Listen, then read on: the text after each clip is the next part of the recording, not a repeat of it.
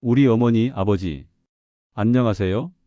자식 같은 마음으로 부모님의 건강을 챙겨드리는 건강백 새TV입니다. 혹시 동네 어르신들께 이런 이야기 들어보신 적 없으신가요? 어이 김영감 어제까지 밭일도 잘하더니 갑자기 쓰러져서 병원에 갔대. 옆집 할머니 멀쩡하시다가 갑자기 말이 어눌해지고 한쪽 팔다리를 못 쓴다지 뭐야. 이런 이야기 들으시면 가슴이 철렁 내려앉으시죠. 나도 저러면 어쩌나 하는 걱정도 드실 거고요. 이렇게 갑자기 찾아오는 무서운 병이 바로 뇌졸중입니다.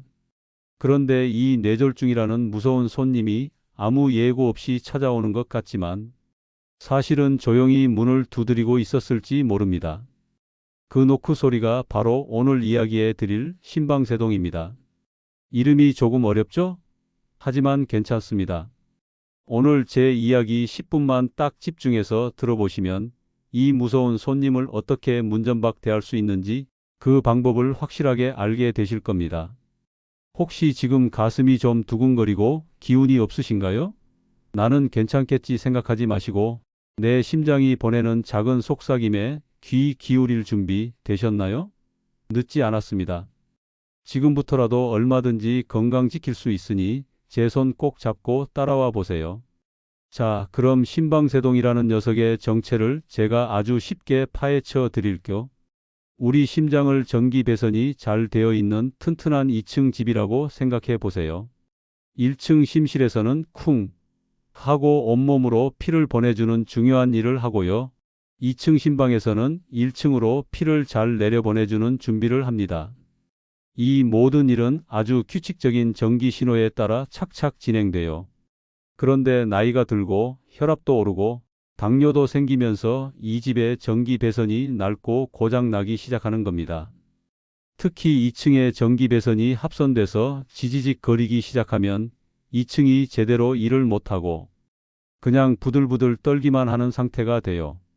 이게 바로 심방세동입니다. 2층이 부들부들 떨기만 하니까 피가 잘 내려가지 못하고 그 안에 고여서 끈적한 피찌꺼기 혈전가 생기기 쉬워요. 강물이 잘 흐를 땐 맑지만 고이면 흙탕물이 되는 것과 똑같습니다. 이 흙탕물 속 찌꺼기가 어느 날 툭 떨어져 나와 펌프질에 휩쓸려 여행을 시작합니다. 그러다 아주 중요하고 좁은 길, 바로 뇌혈관으로 올라가 길을 꽉 막아버리면 어떻게 될까요? 뇌세포가 숨을 못 쉬고 굶어 죽게 됩니다. 이게 바로 뇌가 썩는 병, 뇌경색, 즉 뇌졸중입니다. 그래서 심방세동이 뇌졸중의 가장 큰 원인이라고 하는 겁니다. 심방세동은 크게 두 종류가 있어요. 왔다 갔다 하는 심방세동은 괜찮다가 한 번씩 나타나서 가슴을 철렁하게 만들고요. 자리를 아예 잡아버린 심방세동은 계속 불규칙한 상태로 지내는 경우입니다. 어떤 경우든 뇌졸중의 위험은 항상 품고 있는 시한폭탄과 같다는 걸 꼭 기억하셔야 해요. 그래서 심장이 나 지금 고장 났어요 하고 보내는 작은 신호도 절대 무시하면 안 됩니다. 어떤 신호들이 있는지 더 자세히 살펴보겠습니다. 첫 번째 신호 가슴속 불청객 다양한 가슴 두근거림. 가장 흔한 증상이죠. 그런데 이 두근거림도 사람마다 다르게 느껴져요. 어떤 분은 가슴에 새 한 마리가 들어와 파닥거리는 것 같다고 하시고 어떤 분은 심장이 쿵 하고 내려앉았다가 한참 있다가 뛴다고 하십니다. 또 어떤 분은 마치 큰 북을 치는 것처럼 심장이 쿵, 쿵, 쿵 하고 세게 뛴다고도 하세요. 이처럼 느낌은 달라도 중요한 건 평소와 다른 심장 박동이 느껴진다는 겁니다. 운동을 한 것도 놀란 것도 아닌데 심장이 제멋대로 뛴다면 이건 100% 심장이 보내는 신호입니다. 두 번째 신호 핑 도는 세상 헉 차오르는 숨 어지럼증 호흡 곤란 심장 펌프가 빌빌거리니 뇌로 보내는 피의 양이 들쭉날쭉해집니다. 갑자기 뇌로 가는 피가 부족해지면 눈앞이 핑 돌고 아찔해지죠. 심하면 정신을 잃고 쓰러지기도 합니다. 어르신들이 넘어져서 고관절이라도 다치시면 정말 큰일이잖아요. 이 어지럼증이 바로 그 시작일 수 있습니다. 숨이 차는 것도 마찬가지예요. 우리 몸에 산소를 배달해줘야 하는데 펌프가 약하니 배달이 늦어지는 겁니다.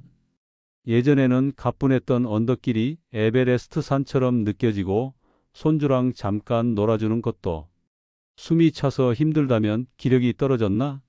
하지 마시고 심장을 꼭 확인해 보세요. 세 번째 신호 충전이 안 되는 배터리 같은 피로감, 만성 피로. 잠을 자도 잔 것 같지 않고 아침에 눈을 뜨면 오늘 하루는 또 어떻게 버티나 한숨부터 나온다. 혹시 이런 생각 자주 하시나요?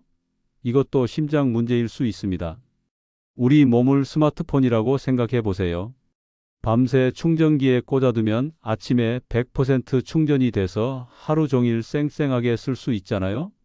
그런데 심방세동이 있으면 충전 기심장가 고장나서 밤새 꽂아놔도 배터리가 30%밖에 안 차는 거예요. 그러니 아침부터 기운이 없고 오후만 되면 방전돼서 아무것도 하기 싫어지는 거죠. 취미 생활도 친구 만나는 것도 다 시들해집니다. 이건 게을러진 게 아니라 몸이 아픈 겁니다. 네 번째 신호 콕콕, 답답, 뻐근한 가슴 흉통, 가슴 불편감. 심장이 불규칙하고 빠르게 뛰다 보면 심장 자체도 무리를 하게 됩니다. 그래서 가슴이 뻐근하거나 콕콕 쑤시거나 기분 나쁘게 답답한 느낌이 들 수 있어요. 소화가 안 되나? 하고 소화제만 드시는 경우가 많은데 만약 이런 증상이 두근거림이나 숨 가쁨과 함께 나타난다면 이건 위장이 아니라 심장이 보내는 신호일 가능성이 훨씬 높습니다. 다섯 번째 신호 소리 없는 암살자 무증상. 어머니, 아버지.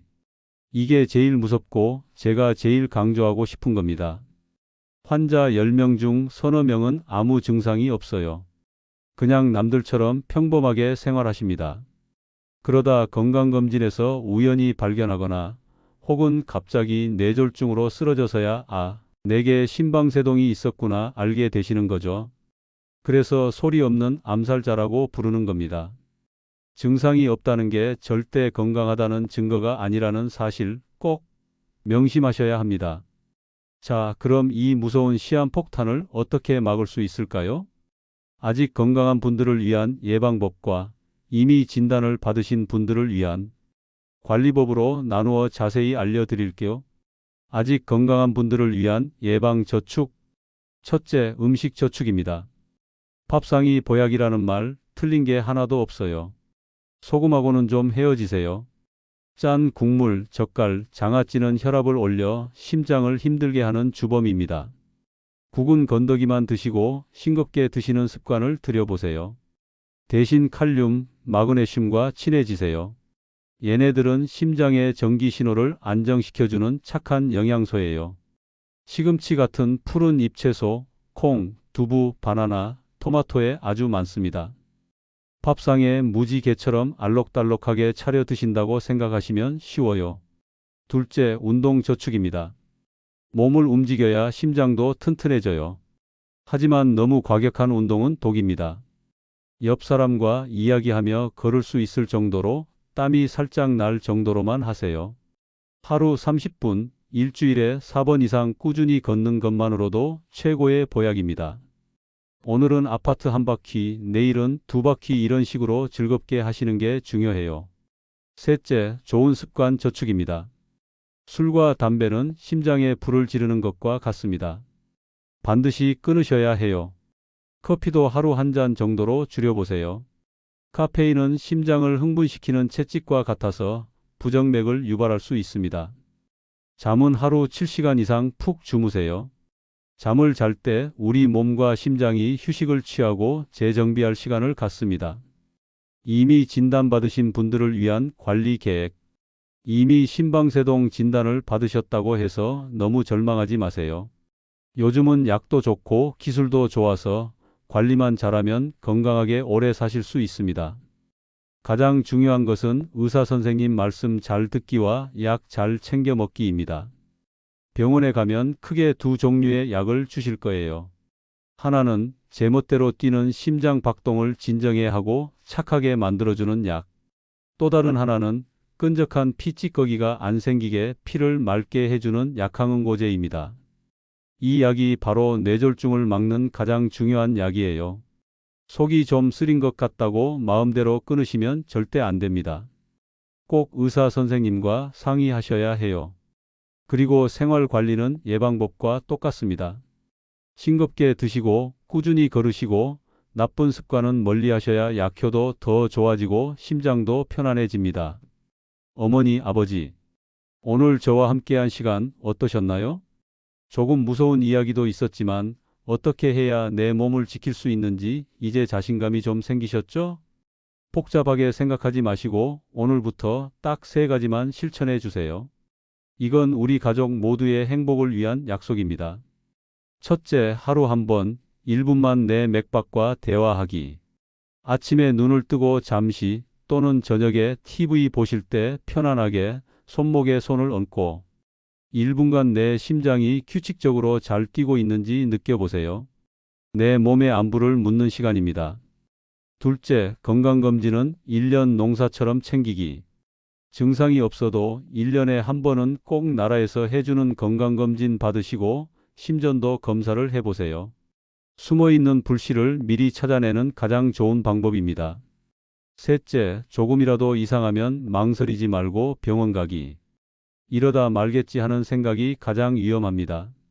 오늘 제가 말씀드린 5가지 신호 중 하나라도 느껴진다면 건강백세 TV 채널에서 봤는데 점검 한번 해봐야겠다 하고 가벼운 마음으로 병원을 찾아주세요. 어머니, 아버지의 건강이 자식들에게는 세상 가장 큰 행복이고 재산입니다. 오늘 제 이야기가 그 재산을 지키는데 조금이나마 도움이 되었으면 좋겠습니다. 이 영상이 도움이 되셨다면 좋아요 한번 꼭 눌러주시고요. 앞으로도 저와 함께 건강 공부하고 싶으시면 구독 버튼도 부탁드립니다. 그리고 이 이야기가 꼭 필요할 것 같은 친구분, 형제분들께 이 영상을 공유해서 널리 알려주세요. 다 같이 건강해야 진짜 행복이니까요. 언제나 우리 어머니, 아버지의 건강한 발걸음을 응원하겠습니다. 감사합니다.